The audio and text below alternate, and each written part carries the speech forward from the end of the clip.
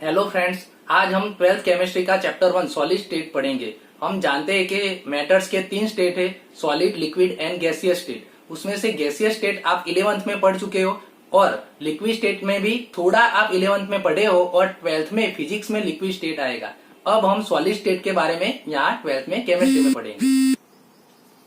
सबसे पहले सॉलिड किसको बोलेंगे? तो सॉलिड में पार्टिकल्स बॉन्डेड होते हैं एक दूसरे के साथ, स्ट्रॉन्ग फोर्स ऑफ अट्रैक्शन। हम जानते हैं कि सॉलिड में एटम एक दूसरे के नजदीक होते हैं, इसीलिए उनके बीच फोर्स ऑफ अट्रैक्शन बहुत ज्यादा होता है, बहुत ज्यादा स्ट्रांग होता है, तो उसको हम सॉलिड बोल सकते हैं।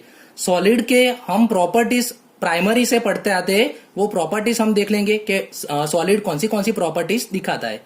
शेप, साइज एंड वॉल्यूम, ये तीनों सॉलिड के डेफिनेट होते हैं, वो हमको मालूम है। कॉम्प्रेसिबिलिटी लो होती है, यानी कि हम सॉलिड को कॉम्प्रेस कर सकते नहीं है। फ्लेक्सिबिलिटी भी उसकी लो होती है, वो भी हम जानते हैं। डिफ्यूजन लो, यानी कि हम लिक्विड एंड गैस की तरह सॉलिड को डिफ्यूज नहीं कर सकते, वो फैल नहीं सकता। सॉलिड का melting point and boiling point high होता है। जैसे कि हम नमक ले ले तो NaCl का मेल्टिंग पॉइंट 700 से 800 सेल्सियस से भी हाई है, यानी कि हम बोल सकते हैं कि melting point and boiling point उसका हाई है। सॉलिड्स आर गुड कंडक्टर्स, यानी कि उनमें से इलेक्ट्रिसिटी एंड हीट हम बहुत अच्छी तरह से पास कर सकते हैं। सॉलिड स्टेट में सबसे पहले उसके 2 टाइप हम पढ़ने वाले हैं। एक है क्रिस्टलाइन सॉलिड और दूसरा है amorphous solid. Crystalline solid and amorphous solid का डिफरेंस आपको पूछा था। सबसे पहले क्रिस्टलाइन सॉलिड किसको बोलेंगे? तो क्रिस्टलाइन सॉलिड यानी regular arrangement of particles for long range, यानी कि लॉन्ग रेंज तक उनके पार्टिकल्स जो होते हैं उसकी अरेंजमेंट वो रेगुलर होती है। एक एग्जांपल हम यहाँ लेते हैं। मैं यहाँ सबसे पहले एक ब्लैक डॉट करता हूँ। वैसे तो हम कोई भी एटम दिखाते हैं तो एटम स्फीरिकल होता है, लेकिन हम यहाँ एटम का सिर्फ सेंटर दिखाते हैं। एक्चुअल में यहाँ स्फीरिकल एटम होता है, लेकिन ये सिर्फ हम एटम का सेंटर दिखाते हैं। तो मैंने ये ब्लैक एक एटम दिया। जैसे कि मैं NaCl का एग्जांपल लेता हूँ, तो Na+ आयन मैंने ये ब्लैक डॉट से बताया। अब ब्लू डॉट से मैं बताता हूँ Cl- आयन। ये मैंने Na+ आयन बनाया, फिर ये Cl-, फिर Na+ आयन ब्लैक डॉट से बताता हूँ, फिर Cl-। आपको वो दिखेगा ब्लैक ही, लेकिन आप ऐसा सोचो कि एक ब्लैक है, एक ब्लू है, एक ब्लैक है, एक ब्लू है, एक ब्लैक ब्लू, वैसे नीचे भी ब्लैक ब्लू। तो ये लॉन्ग रेंज तक, ये अरेंजमेंट लॉन्ग रेंज तक रेगुलर रहती है, उसको बोलते हैं क्रिस्टलाइन सॉलिड। या अब एमोर्फस सॉलिड किसको बोलेंगे? तो रेगुलर अरेंजमेंट तो होती है पार्टिकल्स की, लेकिन लॉन्ग रेंज तक नहीं, शॉर्ट रेंज तक वो रेगुलर रहते हैं, यानी कि 2-3 एटम तक वो रेगुलर रहते हैं, ब्लैक ब्लू। बाद में वो गीच हो जाते हैं, एक दूसरे के पास हो जाते हैं, तो आपको पता नहीं चलता कि ब्लैक कौन सा है, ब्लू कौन सा है। तो रेगुलर अरेंजमेंट लॉन्ग रेंज तक रहती नहीं है। क्रिस्टलाइन सॉलिड वो ट्रू सॉलिड है।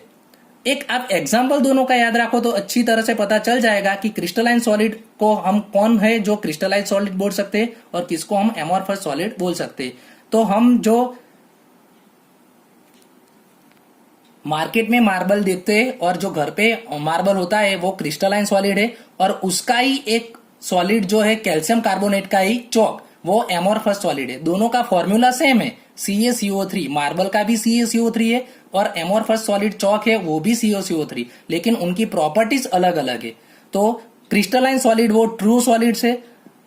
अब एमोर्फस सॉलिड है वो स्यूडो सॉलिड है, यानी कि सुपर कूल्ड लिक्विड है। उसका एक एग्जांपल आप देख सकते हैं कि हमारे घर पर जो ग्लास होता है, वो ग्लास वो एक्चुअल में हमको दिखता है सॉलिड, लेकिन वो सॉलिड नहीं है, वो लिक्विड है। लिक्विड को सुपर कूल्ड किया गया है, इसीलिए वो सॉलिड फॉर्म में। अगर लॉन्ग टाइम के बाद हम देखें तो ग्लास का ऊपर वाला हिस्सा वो पतला होता जाता है और नीचे वाला हिस्सा है वो थोड़ा जाड़ा होता जाता है, यानी कि ग्लास वो लिक्विड ही है, लेकिन सुपर कूल लिक्विड है, यानी कि उसका डिफ्यूजन हो सकता है। क्रिस्टलाइन सॉलिड का मेल्टिंग पॉइंट वो शार्प होता है, यानी कोई फिक्स मेल्टिंग पॉइंट पर वो क्रिस्टलाइन सॉलिड वो मेल्ट होना स्टार्ट हो जाता है। जैसे कि मैं एक एग्जांपल लिखूं कि 107 डिग्री सेल्सियस, तो ये टेम्परेचर पे वो मेल्ट होना स्टार्ट हो जाएगा। जब amorphous solid has melting point in range of temperature, यानी कि मैं ऐसा बोलूं 100 से 200 सेल्सियस की रेंज है, तो ये रेंज में वो एमोर्फियस सॉलिड मेल्ट होना स्टार्ट होगा। अब क्रिस्टलाइन सॉलिड एन आइसोट्रोपिक, ये अच्छी तरह से याद रखना। आप ऐसा समझोगे कि यहाँ ए है तो ए वाला यहाँ आएगा, लेकिन ऐसा नहीं है। एन आइसोट्रोपिक वो क्रिस्टलाइन सॉलिड है एंड आइसोट्रोपिक वो एमोर्फियस सॉलिड है। तो क्रिस्टलाइन सॉलिड है वो एन आइसोट्रोपिक इन नेचर। अब आप बोलोगे कि एन आइसोट्रोपिक यानी क्या, तो एन आइसोट्रोपिक यानी different physical properties in different direction. अगर हम अलग अलग डायरेक्शन से देखें तो इनकी फिजिकल प्रॉपर्टीज अलग अलग मिलेगी।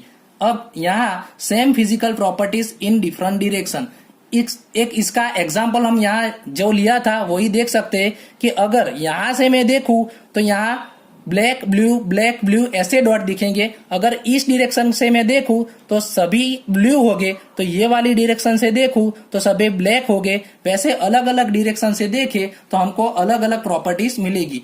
अब इसका एक सिंपल एग्जांपल हम ऐसा लिख सकते हैं कि अगर दो साइड मैरिज चल रहा है, एक साइड मैरिज है उसमें लड़के वालों को, लड़की वालों को, बुजुर्गों को, बच्चे को, सभी को अलग अलग बिठा है, और एक साइड मैरिज चल रहा है वहां सभी को मिक्स कर दिया है, यानी कि बुजुर्ग, लड़की वाले, लड़के वाले सभी मिक्स है।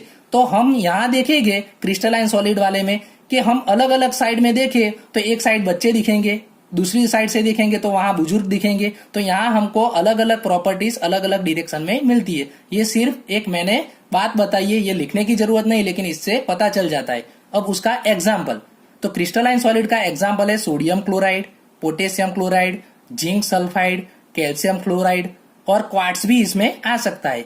एमोर्फस सॉलिड का एग्जाम्पल हमको मालूम है रबर, ग्लास, वो सभी एमोर्फस सॉलिड है।